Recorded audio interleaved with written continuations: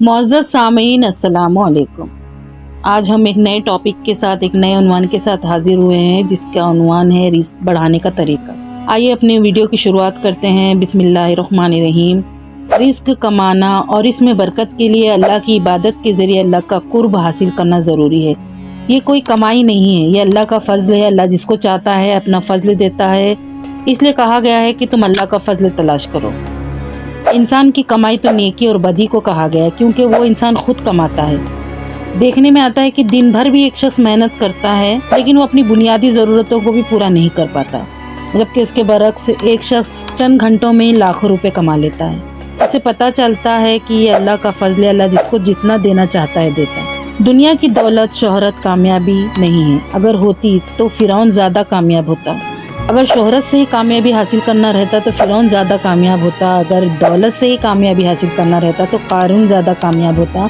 मगर हम उनका अंजाम जान चुके हैं। फिर किस तरह अपने कारोबार में हम बरकत लाए, अपने रिस्क में हम खैर व बरकत हासिल करें, आइए जानते हैं। पहले जान लें कि बरकत किसे कहते हैं। बरकत ये है कि कम में भी अच्छी तरह गुजारा कर लेना, इसे बरकत कहते हैं। अगर लाखों रुपए भी कमा रहे हैं और वो हमारी ज़रूरतों को पूरा नहीं कर पा रहा तो वो बरकत नहीं है। बरकत के लिए सबसे पहले नमाज़ों की पाबंदी करना ज़रूरी है, क्योंकि नमाज बेहतरीन ज़रिया है ज़िक्र का। क्योंकि हदीस शरीफ में है कि तुम अपने घरों को कब्रस्तान मत बनाओ कि उसमें अल्लाह का ज़िक्र ही ना हो।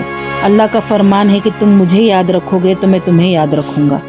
आइए एक हदीस जानते हैं जो शरह सुन्ना में इब्ने मसूद रज़ी अल्लाह ताला अन्हु से नक़ल की गई है कि रसूलुल्लाह सल्लल्लाहु अलैहि वसल्लम का फरमान है कि ऐ लोगों, कोई ऐसी चीज़ नहीं है जो तुमको जन्नत में जाने से रोक सके मगर वो जिसका मैंने तुमको हुक्म दिया है। अगर मेरी कही हुई बातों पे तुम अमल करोगे तो तुम जन्नत में दाखिल हो जाओगे।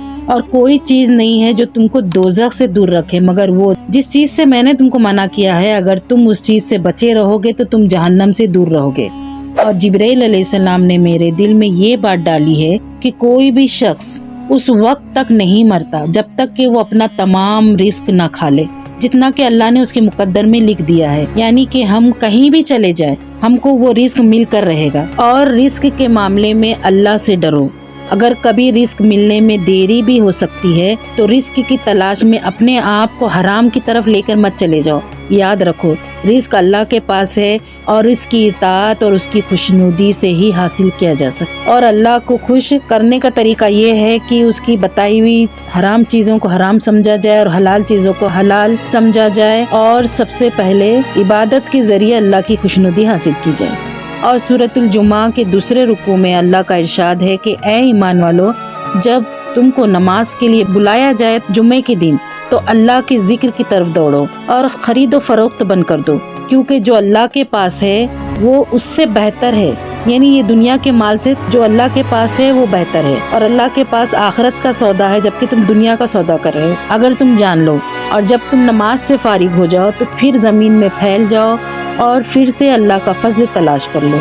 और फिर अल्लाह ने जो हुक्म दिया है, यानी फ़ज़्कुरुल्लाह, अल्लाह ने जोर दिया इस बात पर कि अल्लाह को बहुत ज़्यादा याद करो, जिक्र करो। यानी अपने ज़रिए माश को तलाश करने में अल्लाह को भूल मत जाओ, बल्कि अल्लाह के जिक्र के साथ माश तलाश करो ताकि तुम कामयाब हो जाओ। यानी हर चीज़ की कामयाबी, चाहे वो दुनियावी हो चाहे आखिरत की हो, सब में अल्लाह का जिक्र ज़रूरी है। अब आइए जानते हैं कि बरकत के हुसूल या जिक्र को बढ़ाने के लिए हम क्या क्या कर सकते हैं। सबसे पहले, अगर हमारे पास इस्तिताअत है हज की या उम्रे की, तो हम उम्रा या हज करें। उसके तमाम अरकान अच्छी तरह अदा करना और वहाँ दुआएं करना, ये मसनून तरीका है।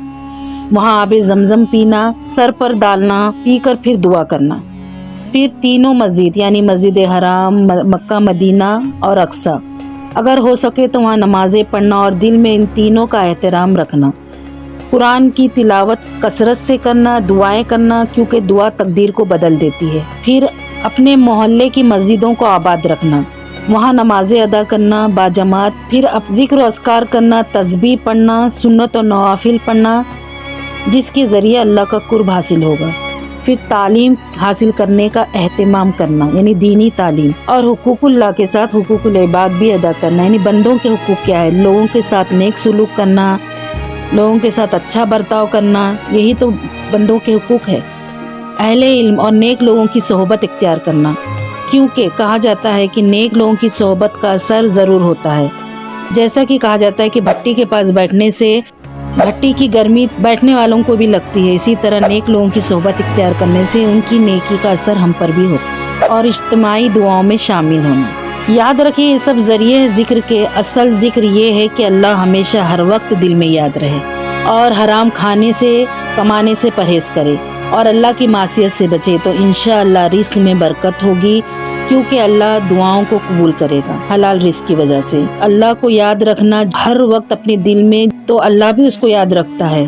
آخر میں اللہ سے دعا ہے کہ اللہ نافرمانی سے بچائے اور کہنے سننے سے زیادہ اس پر عمل کرنے کی توفیق عطا فرمائے، اور رزق میں خیر و برکت عطا فرمائے، اور صرف اپنا محتاج بنائے، کسی اور کا محتاج نہ بنائے۔ وآخر دعوانا ان الحمد للہ رب العالمین۔ السلام علیکم۔